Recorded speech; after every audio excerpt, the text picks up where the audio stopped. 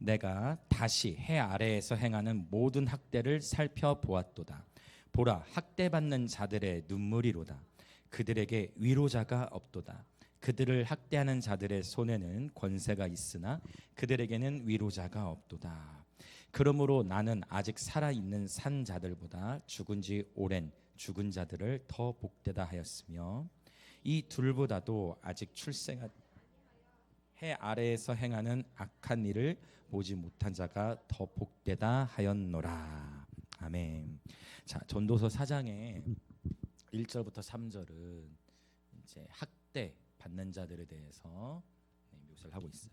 사실은 오늘날에도 그러하지만 특별히 고대에는 이 부유한 계급과 또 가난한 자들이 생활 수준이 많이 차이 났을 뿐만 아니라 노예를 집안에 데리고 있는 것이 합법화되어 있었던 그러한 역사적으로 굉장히 오랜 시기 동안 그런 시간들이 있었기 때문에 상대적으로 학대를 받는 이들이 많이 있었고, 이 전도서가 기록됐을 당시로 보자면 당연히 고대이기 때문에 이러한 학대받는 자들 또 가난한 자들이 많이 있었다는 것을 볼 수가 있어요. 잠언 14장 31절에 보면 이런 말씀이 있어요. 가난한 사람을 학대하는 자는 그를 지으신 이를 멸시하는 자요. 또 그를 긍휼히 여기는 사람, 그를 불쌍히 여기는 자는 주를 공경하는 자니라 라고 하는 말씀하셨어요. 그래서 우리 하나님의 마음은 언제나 약한 자를 일으키시는 데 있다라는 것. 특별히 가난한 자를 학대하는 것은 그냥 그 가난한 사람을 학대하는 게 아니라 누구를 멸시하는 거라고 말씀하신 거예요? 하나님을 멸시하는 거다. 근데 그 가난한 자, 연약한 자를 불쌍히 여기는 것은 누구를 경외하는 것이다. 하나님을 경외하는 것이다 라는 거예요. 저희가 이제 계절을 하나님 바꾸셔서 이제 아마 이번 토요일부터 거리 예배를 다시 나갈 것 같아요. 교회 와봤더니 건빵이 또 5박스가 도착해 있습니다. 문 앞에 3층에 보니까 이제 벌써 우리가 출동할 걸 아시고 토요일에 바로 출동할 거거든요. 근데 어떻게 딱 하나님은 또 이렇게 정확한 때에 또 건빵을 이렇게 공급하시고, 그래서 또 이제 우리가 또 나가서 또 전해야 되겠죠. 복음을 전하고 복음과 함께 또 함께 먹을 것을 나누면서 힘차게 또 복음을 전할 건데요. 이렇게 거리로 나가 보면 지금 이 시대에 뭐 당연히 여러분 아시는 지금 전 세계적으로도 여전히 하루에 5만 명은 먹을 것이 없어서 굶어 죽고 있습니다. 하루에 5만 명 정도가 지금도 그런 통계가 있어요. 근데 대한민국에는 그런 가난한 사람이 없는 것 같이 보여줄 수도 있지만 여전히 여러분 대한민국 안에서도 역 앞이라든지 이런 곳에 가보면 여전히 힘들어하는 분들이 많이 있는 것을 보게 돼요. 지금 저희도 연직 공원으로 나가 보면 요즘에 누가 그런 거 좋아하겠어? 그렇잖아요. 공원 진짜 가보면요, 혹시 나 이거 한 개만 더 주면 안 되냐, 진짜로 이걸 진지하게 말씀하실 분들 계세요. 나 이거 하나만 더 주면 안 되냐. 당연하죠. 그래서 풍성하게 저희도 나누고, 혹시 내가 아는 사람에게 더 주고 싶은데 거기 더 줘도 되냐. 당연하죠. 그래서 그럼 나 혹시 봉지를 가져와도 되냐? 당연하죠. 그래서 여러분 우리가 할 수 있는 걸 하는 거예요. 우리가 많은 큰 걸 못할지라도 그냥 우리가 할 수 있는 거를 한 걸음 한 걸음 실천하는 건데, 바로 그렇게 나누는 행위는 결국 누구를 섬기는 거예요? 하나님을 섬기는 것이다. 와우. 하나님을 섬길 수 있는 기회가 저와 여러분의 삶에 많이 있는 줄 믿습니다. 근데 지금 이 전도자는 이 땅 위에서 일어나고 있는 이 학대받는 행위들을 보면서 전도서 1장에서부터 계속 반복돼서 얘기하고 있는 거예요. 헤벨의 뜻이 뭐라고 했죠? 헤벨. 오케이. 그래서 반복을 하는 거예요. 헤벨은 무엇입니까, 여러분? 헤벨, 헛되다. 헛됨이라는 뜻이 있는데, 이 헤벨의 이름을 가진 인물이 있다 있어요. 헤벨이 헛됨이라는 뜻인데 헤벨의 이름을 가진 사람이 있으니 누구였냐면 바로 아벨의 이름이 헤벨이라는 거예요. 아벨의 이름이. 그래서 인간적으로 보면 아벨은 인간적으로 보면 아벨이 정말 불쌍하지. 인간적으로 보면 아벨이 한 것이라고는 하나님께 대한 전심을 향한 경배였는데, 이게 놀라운 게요, 하나님께 대한 전심에 대한 경배였는데 누가 아벨을 질투했습니까? 친형이 질투해서 아벨이 죽임을 당하게 됩니다. 아벨은 최초의 순교자로 알려져 있고 인간적인 관점은 정말 불쌍해 보이죠. 그러나 하나님의 관점, 영원의 관점에서 보면 아벨은 최초의 순교자로서 하나님 앞에서 받을 놀라운 상급이 있어요. 천국에서 가장 높은 반열 중에 거하게 될 거예요. 반열 중 바로 순교자들이 받게 될 영광이 있어요. 그리고 그 아벨이 히브리서에서는 바로 예수의 피와 비교되는 놀라운, 어느 인간도 예수의 피에 비교될 수가 없는데 아벨의 피가 유일하게 예수의 피에 견주임 받았다라는 것이에요. 그래서 제가 조금 전에 아벨을 누가 질투했다? 친형이 질투는, 가까이 있는 사람이 질투할 수 있다. 그래서 누군가 여러분을 질투하고 있다. 그러면 여러분이 이땐 자의적으로 해석을 하셔서 나는 다윗이고 나를 질투하는 사람은 누구로 가면 사울, 내 옆에 사울이 있다. 생각하시면 돼요. 질투. 근데 이 질투에 대한 얘기가 또 그 다음 구절에 나와요. 자, 이제 헛됨, 학대, 이 땅에서 일어나는 학대 일들을 보고 전도자가 이제 또 헛됨에 대한 이야기를 하고 있는데 이제 어떤 중요한 이야기를 하기 전에 헛되다. 항상 전도할 때 전도서는 전도서 이름 뜻이 프리처, 설교자라고 했어요. 전도자. 그래서 시편에서 찬양 예배, 잠언은 삶의 예배, 찬양 예배와 삶의 예배가 딱 건강하게 세팅이 됐을 때 우리가 전도자가 될 수 있다. 시편, 잠언, 전도서. 그러면 오른데 전도자가 자주 쓰는 전도 방법이 있으니 헛되다. 다 필요 없다. 다 헛된 거다. 인생은 헛된 거다. 그러나 하나님을 만나면, 하나님을 만난 인생은 그 안에서 하나님 안에서 먹고 마시는 것도 하나님이 인생에게 주신 축복이다. 그래서 저희가 지난주에도 이제 하나님 예배팀 목요일 마치고 회의를 하러 갔는데 차를 나눠서 이제 가는데 어떤 차에서는 타 타고 오면서 와, 우리 하나님의 나라를 누리러 가자, 마시러 가자, 커피 마시러 가자 회의하러 가면서도 그 표현했던 거 좋다. 그래, 주 안에서 먹고 마시고 수고하는 것도 하나님이 인생에게 주신 축복이다라는 것을 전도서 1장, 2장, 3장에서 계속 얘기했던 것을 보게 돼요. 자, 이 헤벨에 대한 이야기가 또 계속 나오는데 4절부터 6절 단락도 읽어볼게요. 4절부터 6절 시작. 내가 또 본즉 사람이 모든 수고와 모든 재주로 말미암아 이웃에게 시기를 받으니 이것도 헛되어 바람을 잡는 것이로다. 우매자는 팔짱을 끼고 있으면서 자기의 몸만 축내는도다. 두 손에 가득하고 수고하며 바람을 잡는 것보다 한 손에만 가득하고 평온함이 더 나으니라 라고 했어요. 그래서 지금 4절에서 6절, 자, 시기라는 단어가 나오죠. 아까 전에 아벨, 그 다음에 가인 얘기했던 것처럼 시기라는 단어, 시기와 또 질투에 대한 얘기가 나와요. 시기와 질투, 이 땅에서 시기와 질투가 일어나요. 그래서 두 손으로 가득 차고 욕심을 부리는 것보다 한 손에만 가지고 평온한 게 낫다. 자족하는 삶과 평안, 이것이 낫다. 자, 지금 시기에 대한 이야기를 또 하고 있는 것을 보게 되어집니다. 결국 이 땅에서 우리가 최선을 다해 일을 해 나가지만 가만히 보면 보세요. 사람이 모든 수고와 모든 재주로 말미암아 이웃에게 시기를 받으니, 열심히 내가 최선을 다해 일하고 열심히 최선을 다한 열매로 또 승진하고 이런 일들을 겪고 있으면 나는 괜찮은데 내 삶 속에 승진이 일어나면 그 승진이 일어나는 거 보고 누군가 시기와 질투를 한다는 거예요. 그렇죠. 시기와 여러분도 시기와 질투를 받으십니까? 아니면 시기와 질투를 하십니까? 자, 여러분 어떻습니까? 시기와 질투를 하는 입장입니까? 아니면 시기와 질투를 받는 입장입니까? 그래서 이 전도서에서 굉장히 인생의 여러 다양한 희노애락을 다 얘기하고 있는데, 자, 우리가 최선을 다해서 일을 하고 맡은 일에 최선을 다해 감당한다 하더라도 나는 최선을 다하고 오해 없이 살아가려 하더라도 누군가로부터 오해를 받을 수 있다라는 것을 이제 전도서에서는 언급하고 있어요. 자, 그러면서 좀 복잡한 주제, 지금 1절부터 6절까지만 보면 굉장히 뭐라 그럴까요? 모든 것이 헛되고 최선을 다해 살아도 또 사람으로부터 오해도 받고 나는 그런 일을 자초한 게 아닌데 나는 그냥 최선을 다했을 뿐인데 오해를 받고 그런 일들도 나타난다라는 것을 보게 되어집니다. 자, 전도서 지금 4장에서 계속 헛됨에 대한 이야기를 계속 하고 있는데 우리 13절부터 17절까지의 단락에도 보면 지금 여기서 13절부터 16절 이걸 먼저 나누려고 해요. 자, 이거는 뭐냐면 지금 뭐 얘기를 하느냐? 이 통치의 권세 자체도 헛되다. 통치의 권세 자체도 헛되다. 그래서 이거 가만히 보면 우리나라도 보면요, 어떤 좌우 진영 그걸 떠나서 정치인이 되면 둘 중에 하나 같아요. 그냥 적당히 정치해가지고 공직생활 마무리하든지 아니면은 정치하다가 감옥에 가든지. 이게 어떤 좌우 그걸 떠나서, 그러니까 정권이 바뀌니까 좌우 그걸 떠나서 역대 우리나라 대통령도 한번 보세요.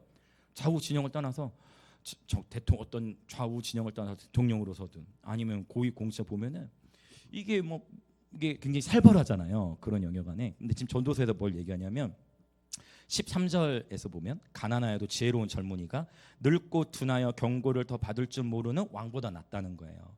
그러니까 이런 표현을 보면 이제 르호보암 왕이라든지 솔로몬의 아들 르호보암 왕, 옆에 있었던 아버지 곁에서부터 오랫동안 근무했던 그 정치인들의 지혜를 듣지 않고 젊은이들의 말을 들었다가 나라가 막 분열된 아픔도 통과하고 막 했잖아요. 그런 왕정의 이야기들을 통과하다 보면 가난하여도 지혜로운 젊은이가 멋진 것 같지만, 그러나 가난하여도 지혜로운 젊은이가 모든 것을 다 가진 것 같지만 16절을 한번 보자면 16절 자 읽겠습니다. 시작.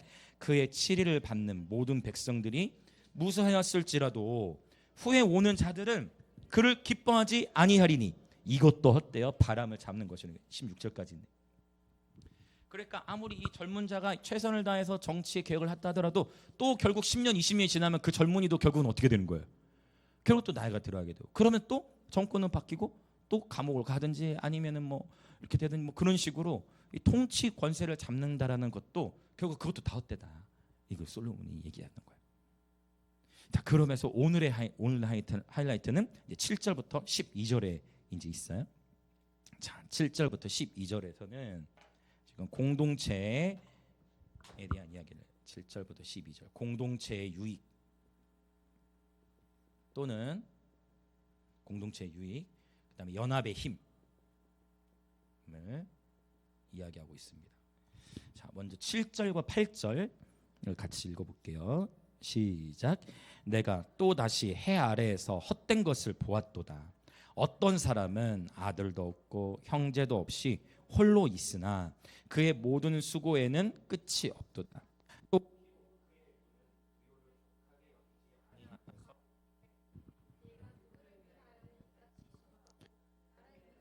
행복을 누리지 못하게 하는가 하여도 이것도 헛되어 불행한 노고로다. 네. 자, 이제 이 7절 8절이 또 헛된 것을 얘기하는데 홀로 있는 것이 좋지 못하다라고 표현하고 있어요.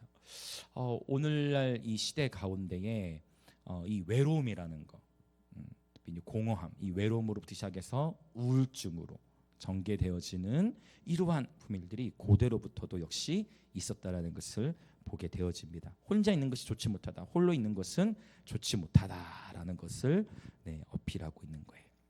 자, 그러면서 이제 9절을 한번 보겠습니다. 9절 시작. 두 사람이 한 사람보다 나음은 그들이 수고함으로 좋은 상을 얻을 것임이라라고 했어요. 자, 여기서 공동체 연합 안에서 누리게 되는 첫 번째 축복이 있으니 그것을 한국말로 지금 어떻게 표현되냐면 좋은 상이라고 돼 있죠. 자, 이 좋은 상이라는 단어는 히브리어 어떻게 되느냐? 샤카르 토브예요. 그래서 샤카르는 뭐냐면 일을 하고서 돈을 받는 걸 말해요. 그러니까 보수를 받는 것, 삭시라고도 하죠. 자, 그래서 이 얘기는 뭐냐면 혼자서 일하는 것도 물론 우리가 현장에서 일을 하다 보면 혼자서도 충분히 다 할 수 있는 일들이 있어요. 그러나 두 사람이 일하면 더 큰 보수를 받을 수 있다. 협업을 하면 더 큰 능률을 거둘 수 있다라는 그러한 지혜를 오늘 하나님께서 우리에게 전달해 주고 계세요. 우리 누가복음의 10장에도 보면 예수님께서 제자들을 보내셔서 전도하게 하실 때도 짝을 어떻게 보내셨죠? 혼자 보내지 않으시고요. 둘씩 짝을 지어서 보내셨어요. 우리가 전도를 하고 복음을 전할 때도 혼자서 이렇게 딱 복음을 전하려고 하면 약간 어색할 수 있는데 옆에 누구 한 명이 딱 있잖아요. 그게 굉장히 든든해요.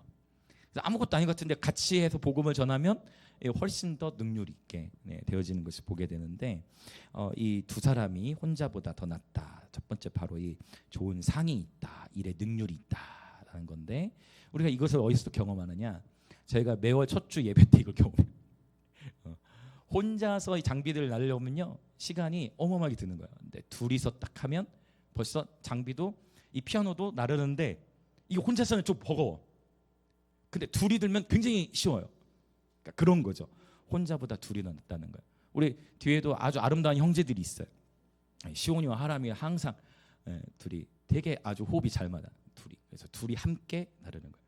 현장에서도 현장 일, 이제 건설 현장 이런 데서도 보면 혼자서도 충분히 할 수 있는 일들이 있지만 거리가 떨어져 있을 때 서로 신호를 보내면서 양쪽에서 둘이 균형을 맞춰가면서 일을 해야 될 때들이 있어요. 혼자서 할 수 있는 일도 분명히 많지만 혼자서만 할 수 없는 일이 있다라는 것을 전도서에 하나님의 지혜는 우리에게 말씀하고 있어요. 자, 그럼 또 어떤 또 유익이 더 있느냐? 10절 시작. 혹시 그들이 넘어지면 하나가 그 동물을 붙들어 일으키려니와 홀로 있어 넘어지고 붙들어 일으킬 자가 없는 자에게는 화가 있으리라 라고 말씀하고 계세요. 그래서 20절에서는 뭐냐면 지금 서로 이제 서로 돕는 거예요. 상호 도움을 주고받아.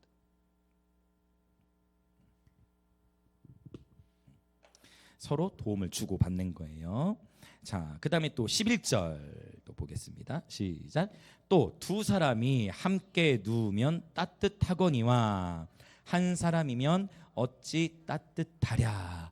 여러분 영화 같은 거 보면은 추운 겨울에 얼어 죽을 위기 가운데 있을 때 그때는 어떻게 되죠? 두 사람이 있으면 서로 같이 붙어 있으면 체온, 서로가 서로를 보호해 주면서 안전을 누릴 수가 있죠. 그래서 이 따뜻함이라는 거는 안전 또는 보호를 의미하겠죠. 그래서 이 11절 12절의 이야기는 학자들은 이제 이 구절들을 봤을 때 여행하면서 일어나고 있는 에피소드를 다루고 있는 것이다 라고 그렇게 정리를 해요. 자, 그 다음에 이제 12절 아주 유명한 말씀이죠. 12절 같이 읽을까요? 시작. 한 사람이면 패하겠거니와 두 사람이면 말설 수 있나니 세 겹줄은 쉽게 끊어지지 아니하느니라. 아멘. 역시 여행에 대한 개념을 생각해야 돼. 고대에는 강도들이 굉장히 많았단 말이에요. 그래서 여행을 다니다가 강도 만날 확률이 높아. 근데 혼자 있으면 어떻게 되겠어요? 그게 그 얘기예요. 한 사람이면 어떻게 된다는 거예요? 강도를 만났어. 한 사람이 어떻게 된다?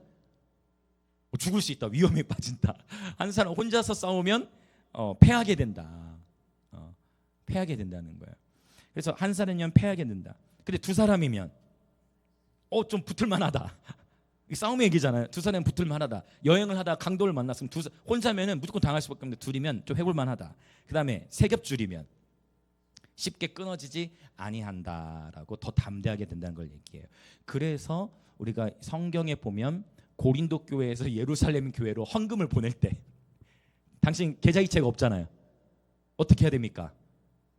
보따리 싸서 배낭에 메고 그거 갖다 줘야 돼요. 계좌이체가 없잖아요.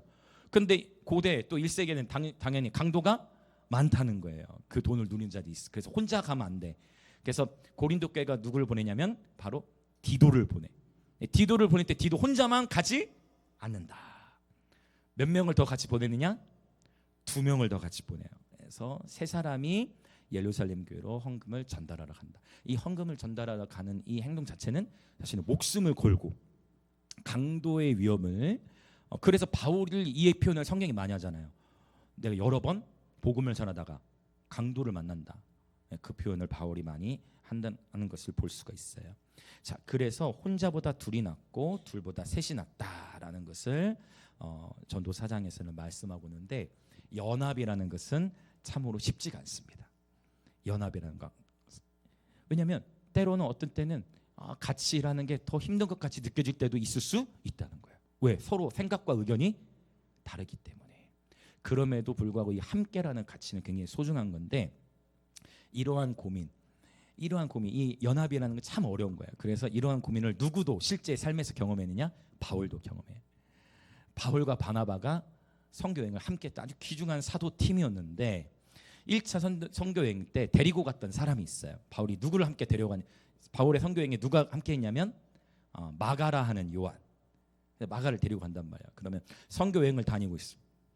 그래서 바울이 마가와 함께 다녔는데 바울은 계속 담대하게 복음을 전해야 되는데 허허이 마가가 체력적인 부담도 오고 뭔가 성경에 다 기록하진 않았어요.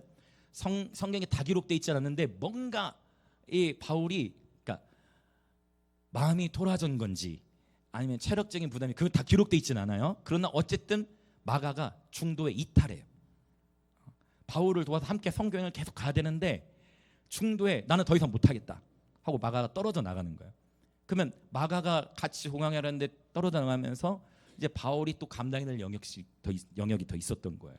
그러고 나서 선교 여행 마치고 와서 보고를 하고 두 번째 선교 여행을 준비합니다. 여기서 이제 문제가 생겼어. 여기서 실제 여러분 바나바도 굉장히 뭐라고 할까요? 바나바를 통해서 바울이 사도권을 인정받을 수 있었기 때문에 바나바의 영향력도 컸어요. 이제 바울이 2차 여행을 떠나려고 하는데 원래는 바나바와 함께 다 같이 가려고 했어. 근데 여기 어떤 이슈가 터졌느냐? 자, 바울과 바나바가 자, 우리 2차 여행을 떠나자. 근데 문제가 생겼어. 누가 이제 또 가고 싶어 할까요? 누가 또 가고 싶어 하냐면 여기서 또 마가가 가고 싶어 하는 거예요. 여기서 이제 문제가 생겨. 자, 바나바는 바울에게 우리 마가 데려가자. 바울은 뭐라고 했을까요? 이게 중요한 거예요, 정말. 바울은 뭐라고 했을까요? 마가 못 데려간다. 또 1차 선교행 때처럼 또 중간에 이탈하면 우리 모두가 힘들게 된다. 아니다. 바나바는 그래도 데려가자. 함께 잘 세워나가 보자. 바울은 끝까지 안 된다. 여기선 바울도 안 밀려. 1차 전도행에서 한번 큰 어려움을 겪었기 때문에 자, 이건 굉장히 우리가 고민해 볼 필요가 있는 것 같아요. 바울은 절대 안 된다. 바나바는 아니다. 데려가야 된다. 그래서 어떻게 됐을까요? 둘이. 바울하고 바나바가요. 성경이 어떻게 이루어을 하냐면 서로 기도하며 주님의 뜻을 여쭈었다는 뭐 이런 표현으로 한 게 아니고요. 바울과 바나바가요. 싸웠다고 해요. 근데 싸우는 앞에 한 단어도 부사도 더 붙었어. 심히 다투었다고 표현해요. 그러니까 싸움이 일어난 거예요. 바울과 바나바가 지금 이거는 우리 목숨이 달려있다 하면서 바나바는 마가 데려가면 어떠냐. 바울은 절대 안 된다. 그래가지고 결국은 큰 싸움이 일어나요. 심히 다투어가지고 결국 어떻게 선택하느냐. 그래? 그래가지고 둘이서도 싸웠어요. 그러니까 둘이서 심히 다투다 보니까 그래? 그럼 알겠어. 우리 둘 다 떨어져. 해가지고 바나바는 마가를 데려가요. 바울은 어떻게 할까요? 바울은 어떻게 할까요? 혼자 갈까요? 아니에요. 혼자 가면 안 돼요. 아까 말했죠. 혼자 가면 안 되는 위험하다 했잖아요. 바울 혼자 가지 혼자 가지 않고 누굴 데려갈까요? 여기서 바로 그 유명한 그렇죠. 실라를 데려가는 거예요. 실로아노라고도 하고 실라라고도 하죠. 그래서 바울이 실라를 실라는 멘탈이 굉장히 강해. 실라는 정신력이 굉장히 강해. 그러니까 감옥에 갇혔거든요. 빌보 감옥에 만약에 마가가 감옥에 갇힐 상황이었으면 어떻게 했을까? 그거 알 수가 없죠. 그러나 실라는 굉장히 멘탈이 강해. 그러니까 바울과 함께 복음 전하다가 이거 뭘 지금 맞고 감옥에 갇힌 거야. 근데 거기서도 실라가 막 인도한 바울을 향해 막 원망하고 팀원들을 향해서 막 힘들어하는 게 아니고 이거 지금 아주 중요한 얘기를 하고 있어요. 네? 전도와 선교와 연결된 얘기예요. 팀원들을 향해서 막 원망하고 했으면 더 힘들었을 건데 실라는 감옥에 갇혀서도 바울과 함께 뭐 해요? 한밤중에 뭐 해요? 착고에 차였어. 많이 맞고 복음 전하다가 맞고 아니지 내가 왜 마가였으면 내가 왜 바울을 따라와가지고 이 선교지에서 지금 내가 왜 이런 고난을 분명히 그랬을 거예요. 이미 그런 고난이 없어도 마가는 여행하다가도 나 힘들다고 그냥 다 떨어졌으니까 여행은 하고 싶어. 중요한 얘기하는 거예요. 선교 여행은 하고 싶어. 그런데 그러면서도 선교 가운데 받는 고난은 받기 싫어. 이런 이슈가 되면 팀 전체가 어려워지는 거예요. 근데 신랑은 어떻게 하냐면 갈등이 있을 수도 있는데 바울과 함께 감옥에서 한밤중에 완전 새살살이 차있어. 감옥에서 내 주를 가까이 I praise 시련과 아픔 속에서도 기뻐 춤을 추며 주를 찬양. 근데 그렇게 실라가 바울과 함께 동역을 했다는 거예요. 마치 하나님이 놀라운 구출의 역사를 행하셨지만 그러한 역사가 일어나지 않는다 할지라도 실라는 여전히 바울과 함께 하나님을 찬양했을 거예요. 자, 그러면 여러분 어떻게 하는 게 낫겠어요? 자, 이게 이제 보세요. 이게 실제 있었던 얘기라는 거예요. 자, 이게 리더십의 차이일 수도 있지만 어떤 것 같아요, 여러분? 자, 마가가 조금 부족해도 선교 여행에 데려가는 게 맞다. 나는 바나바처럼 데려가는 쪽을 택하겠다. 그건 아닌 것 같아요. 그래도 이거는 성도잖아요. 안 될 것 같아요. 자, 바울 데려가지 않습니다. 자, 나는 바나바처럼 데려간다. 여러분 의견 좋습니다. 네. 다 내려주시고, 여러분 아주 착하신 분들이세요. 아니, 성경에 바나바를 착한 사람이라고 표현하고 있습니다. 네, 아주 여러분 당연히 이거는 리더십 차이니까. 그럼 나는 바울처럼 그래도 마가는 이거는 중요한 성경이긴 안 된다. 마가는 다 함께 마가가 훈련될 때가 기다려야 된다. 자, 바울처럼 마가는 데려갈 수 없다. 손 들어보세요. 손가락 하나만 올리신 분도 계시고 지금 3대 3에 표시하시는 사람 어렵죠? 되게 어려운 부분이에요. 되게 어려운 부분이죠. 근데 이게 오늘날에 우리들만 하는 고민이 아니라 이미 이게 지금 바울과 바나바도 엄청난 고민을 했던 그런 부분이라는 거예요. 그래서 그러면 이제 보세요, 여러분. 마가가 바울을 좋아했겠어요, 안 좋아했겠어요? 여러분, 마가가 바울을 어땠을 것 같아요, 여러분? 저와 여러분이 마가라면 바울을 좋아했겠어요, 싫어했겠어요? 싫죠. 바울은 왜 나를 안 데려가? 내가 그때 좀 그랬다고 해가지고 왜 나를 왜 안 데려가? 이렇게 되는 거예요. 맞잖아요. 바울을 향해 얼마나 했겠어요. 그런데 너무나 감사하게도 시간이 한참 흐른 뒤에 바울이 3차 전도 여행까지 다 마치고 감옥에, 또 그 최후의 감옥에 갇혀 있을 때 빌레몬서에서는 뭐라고 표현해요? 빌레몬서나 디모데후서에서는요, 바울이 누구를 찾을까요? 마가 보고 싶다 표현을 해요. 바울의 마음에도 마가를 향한 마음이 있었어요. 근데 시간이 필요했을 거예요. 마가는 어쩌면 바울이 감옥에 갇혀서 매를 맞고 이제 죽기 직전 갔을 때까지 바울의 삶을 이해하지 못했을 수 있어요. 그럴 가능성이 커요. 바울을 향한 원망함으로 시간을 보낼 수 있어. 지가 뭐라고? 지 그래도 잘났다. 그럼 나는 그냥 바나바 따라갈란다 하고 이렇게 했을 수도 있고, 우리 마음을 다 알 수 없지만. 그런데 결국 바울이 마가를 잊지 않았구나. 그래서 바울이 감옥에 있을 때요, 마가를 통해서 옷을 좀 가져왔으면 좋겠다, 달아나 시킬 수 있는데 마가를 같이 부르게. 바울의 마음 안에는 마가가 있었다는 걸 보게 되죠. 여기서 제가 바울의 입장을 얘기하는 거예요. 여러분의 의견을 존중해요. 바나바처럼 선택할 수도 있고 바울처럼 선택할 수도 있어요. 이거는 리더십의 색깔에 따라 다를 수 있는 것 같아요. 그런데 여기서 제가 깨달은 게 있어요. 바울은 결국 놀라운 선교의 사명을 감당하게 됐고, 바나바는 예루살렘 교회 안에서 참 탁월한 이 사랑의 목자로서 거기에 그래서 목회적인 관점에서는 품는 게 맞아요. 그러나 선교적인 관점에서는 팀 전체가 위험하다. 왜냐하면 죽을 수 있어요. 팀 전체가 위험하다는 거예요. 그래서 교회와 미니스트리가 여기서 달라지는 거예요. 교회는 어떠한 연약함이 있더라도 그거를 품고, 교회라는 것은 어떠한 연약함이든 품는 게 맞아요. 모든 교회는 왜 사랑은 허다한 허물을 덮는 것이기 때문이에요. 그러나 미니스트리의 개념, 선교의 개념은 훈련이 돼서 가는 게 맞아요. 이해되시죠?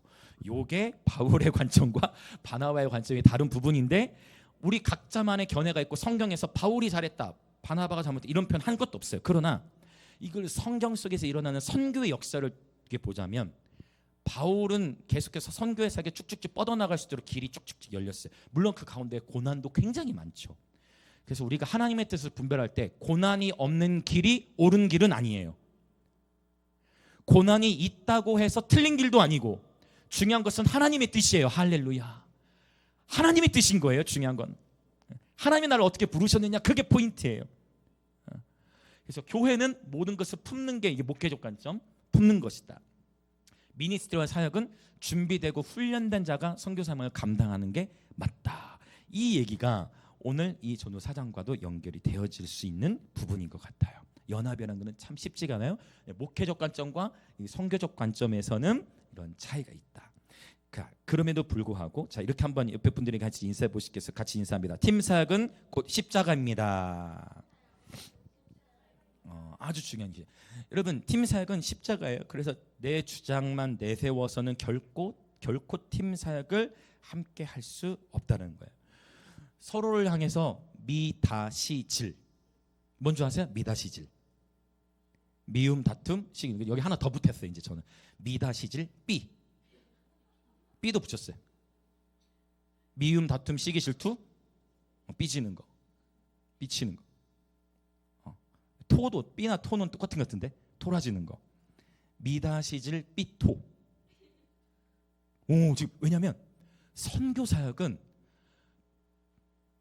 여러분 교회는 우리의 모든 연약한 감정을 주님께 예배로 승화시키면서 품는 거예요. 그러니까 선교 가서는 그 영혼을 돌보고 그 땅 안에 영적 전쟁을 치러야 되는데 팀 원의 감정을 돌보는 자리가 아닌 거예요. 이게 굉장히 중요한 거예요.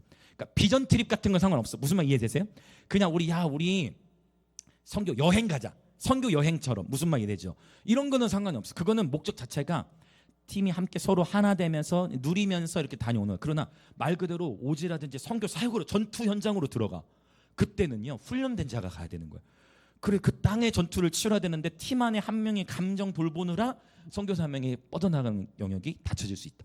오늘따라 목사님이 강한 얘기를 하는 것 같다 하실 수도 있지만 이게 교회와 그러니까 비전 트립과 선교의 차이라는 거예요.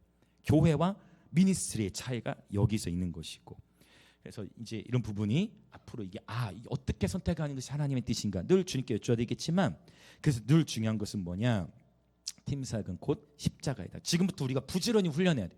부지런히 그걸 훈련할 거 뭐냐 너와 나의 모습이 여러분 우리는요 그렇죠 예수님을 닮아가야 돼요. 우리 모두 서로 달라요.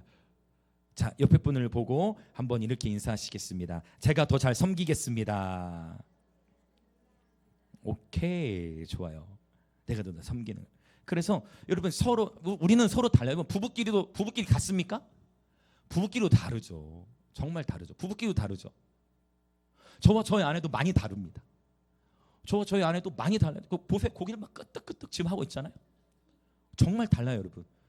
정말 달라요. 근데 저희도 그럼에도 저희가 15년 결혼이 15년이 됐지만 저희는 지금도 신혼이에요. 진짜 지금도 신혼을 보내고 있어요. 계속 신혼처럼 살아가. 근데 서로 결코 달라. 살아온 배경도 다르고 살아온 배경 너무 달라. 저는 대한민국 전주에 한 시골 같은 곳에 자랐고 저희 아내는 강남 출신에 또 스페인 바르셀로나 출신에 이게 문화가 달라. 서로 살아온 궤적도 다르고 또 저는 같이 길을 가다 보면 사람들이 막 중국말로 말을 걸어요. 저한테는 막 중국어로 막 중국 사람인 줄 알고 저한테는 중국어로 말을 걸어. 근데 우리 아내에게는 일본어로 말을 걸어. 그러니까 유럽 스페인은 바르셀로나에 외로운 그 많은 사람들이 있으니까 생긴 것도 다르고 이게 다 다르단 말이에요. 다 달라. 여러분 서로 다른 거예요. 다른데 결국 서로 예수 그리스도 안에서 하나님의 부르심 안에서 뭐 하는 거예요? 함께 지어져 가는 거죠. 함께 맞춰져 가는데 우리는 어떻게 생각하냐면 내 아내가 변화돼야 돼, 내 남편이 변화돼야 돼 하고 상대방의 즉 내 안에 있는 들보는 보지 못하고 내 옆에 있는 지체의 티끌을 볼 때마다 이게 마태복음 7장에서 말씀하신 거잖아요. 그런데 이제 깨닫게 돼. 어디를 바라봐요? 예수 그리스도의 십자가가 우리를 하나 되게 하시는 거예요. 자 옆에 계신 분들이 인사합시다. 예수님의 십자가가 우리를 하나 되게 하십니다. 그래서 지금 저는 잠깐 저와 저희 아내 얘기했지만 저희 많이 달라요. 너무 달라. 너무 다른데 이건 당신이 바뀌어야 돼. 그게 아니라 누가? 내가. 하나님의 말씀을 제가 이거를 예전에 나눈 적이 있어요. 제가 결혼 초에 정말 결혼 초에요. 제가 이 성경으로 제 아내를 공격했어요. 왜냐면 성령의 검은 곧 하나님의 말씀 이게 칼이거든요. 요걸로 성경에서 드리면 제가 성경이 이렇게 돼 있다. 이렇게 돼 있다. 그럼 거기서 화해가 될까요? 그렇지 않아요. 더 큰 생기게 되죠. 그렇게 해서는 해결되지 않죠. 그러면서 하나님 말씀을 그럼 서로 답답하겠죠. 성경이 이렇게 돼 있는데 왜 이게 안 될까? 나는 그밖에 못 보는 거야. 성경이 이렇게 돼 있는데 왜 이거밖에 안 될까? 왜 안 될까? 그렇게 못 봐. 근데 기도로 들어가서 기도도 잘 안 돼. 힘드니까. 기도로 듣는데 주님이 딱 말씀을 주시면서 에베소서 5장에 있는 말씀을 주시면서 남편들아 너희 아내 사랑하기를 예수님께서 교회를 위하여 죽으신 것처럼 사랑해라. 그 말씀이 딱 저를 찌르는데 거기서 제가 회개했어요. 그날 이후로부터 제가 관점을 바꾸기 시작했어요. 그날부터 하루아침에 바뀐 건 아니에요. 하루아침에 바뀌진 않았지만 적어도 지금은 그렇게 성경으로 공격하진 않습니다. 그렇죠? 고기를 끄덕끄덕 해줬는데 그렇죠? 성경으로 지금 고백을 하죠. 여러분, 정직한 저의 고백이에요. 그래서 그렇군. 하나님은 이건 살리는 칼이에요.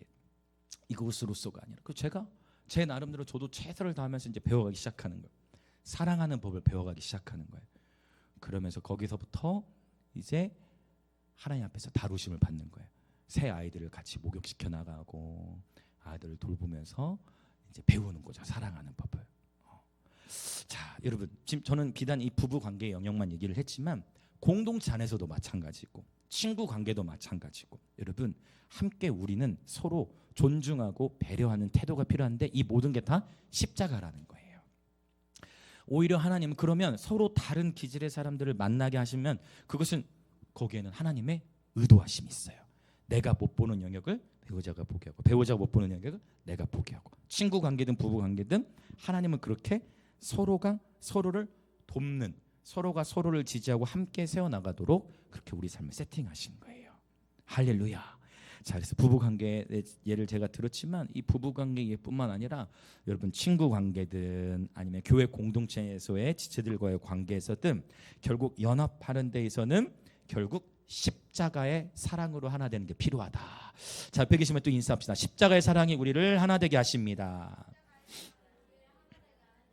네, 그래서 이 부분 교회 공동체 안에서 함께 평소의 삶에서는 십자가의 정신으로 살아가는 게 중요하고, 이게 우선순위라면 선교에서는 그 땅을 섬기는 게 목표이기 때문에 선교에서는 훈련된 자들이, 십자가를 통과할 수 있는 자들이 함께 이 사역을 감당할 수 있도록 우리의 삶을 준비하는 게 필요하다라는 거예요.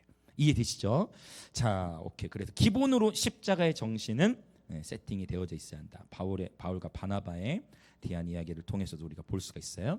자, 그럼 이제 우리 말씀 한 구절 읽고 같이 우리 기도하도록 하겠습니다. 우리 마태복음 18장으로 가볼게요.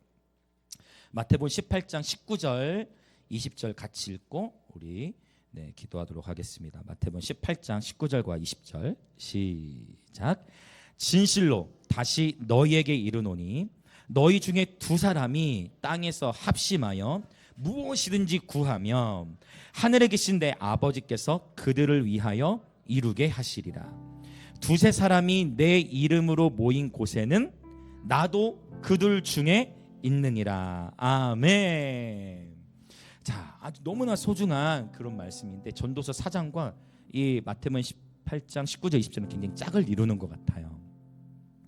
자, 주님은 우리에게 말씀하신 너희 중에 두 사람이 땅에서 합심하여 무엇이든지 구하면 하늘에 계신 아버지께서 이루어 주신다는 거예요. 자, 여기 이 합심하다라는 단어는 심포네오라는 단어를 쓰는데, 심포네오, 이 심포네오는 두 단어가 합쳐졌어요. 이 쉬는 위드, 누구누구와 함께. 이 포네는 뭐냐면 여러분, 이 포네로부터 나온 오늘날 우리가 쓰고 있는 단어 폰이 바로 이 포네라는 단어에서 나왔어요. 그래서 포네는 무슨 뜻을 갖고 있느냐? 소리를 내다. 핸드폰 하죠. 영어 다 이 라틴어가 근원이니까.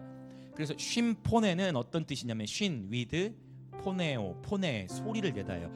그러니까 이 합심이라는 건 뭐냐면요, 합심은 헬라어로 보면 함께 소리를 내다예요. 또 함께 소리를 내다, 이게 누가복음 본문 안에서는 또 음악의 단어로도 썼어요. 그러니까 함께 소리를 내다, 함께 하모니를 이루다예요. 우리가 연주를 할 때에도 어느 한 사람만의 사운드만이 아니라 함께 연주하면서 그 연주가 하모니를 이루어서 하나님 영광을 올려드리는 거잖아요. 할렐루야. 함께 하모니를 이루는 게 중요하잖아요. 함께 소리를 내는 게 중요하잖아요. 함께 소리를 내다, 함께 맞추다, 함께 하모니를 이루다라는 그런 의미가 있다라는 거예요. 함께하는 거, 이 합심의 능력인데, 이 19절 20절의 포인트는 우리는 항상 기도의 응답에 관심을 가져요. 근데 하나님은 우리에게 우리는 하나님께 응답에 관심을 갖지만 하나님은 우리가 합심하는 것에 관심을 가지세요. 우리는 하나님의 응답에 관심을 갖지만 하나님은 우리의 하나됨에 더 관심을 가지신다라는 것입니다.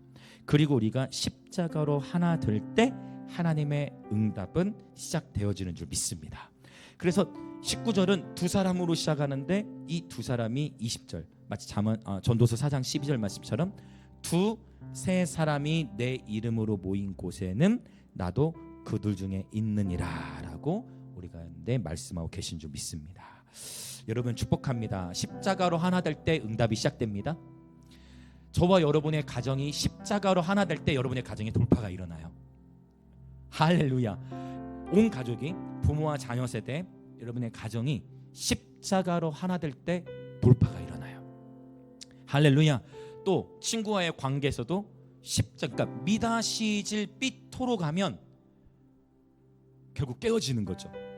그렇죠? 오늘 전도서에서도 말씀하는 것처럼. 근데 그것이 아니라 십자가에서 당연히 다를 수밖에 없어. 생각하는 게 달라. 그러나 서로를 함께 소리를 내기 위해서 함께 보폭을 맞추고 나의 권리를 주장하는 게 아니라 서로 존중하고 배려하는 십자가의 사랑으로 하나 될 때 응답이 시작되어지는 줄 믿습니다. 우리에게는 서로가 필요하다는 거예요. 어느 누구도 완벽할 수 없어. 어느 누구도 완벽할 수가 없어요. 우리 모두는 서로가 필요해요. 누구든 연약함을 지녔어. 어느 누구든 예외 없어. 다 모두가 각자만의 통과해야 될 고난의 분깃이 있고 각자의 삶 안에서의 아픔이 있어. 그 아픔의 종류는 다를 수 있고 고난의 그 시간이 때가 다를 수 있지만 그래서 이 땅에 태어난 모든 사람들은 존중받아야 돼요. 모두가 존중받아야 돼요. 그리고 기다려줘야 돼요. 이 목회적 관점 안에서 교회는 하나님의 사랑으로 하나 될 때 할렐루야 바로 하나님의 영광이 그 공동체에 감싸시는 줄 믿습니다. 이 시간 함께 우리 기도하겠습니다. 하나님 우리에게는 서로가 필요함을 고백합니다. 미움, 다툼, 시기, 질투를 버리고 서로를 더욱 사랑하고 섬기며 배려하고 존중함으로 하나 될 때 하나님께서 이 땅 가운데 행하실 일들을 기대합니다. 우리의 가정과 교회 또 일터 하나님 우리에게 허락하신 삶의 모든 자리에서 십자가로 하나 되는 예배자들 되게 하여 주시옵소서. 십자가로 하나 될 때 응답이 시작됨을 선포합니다.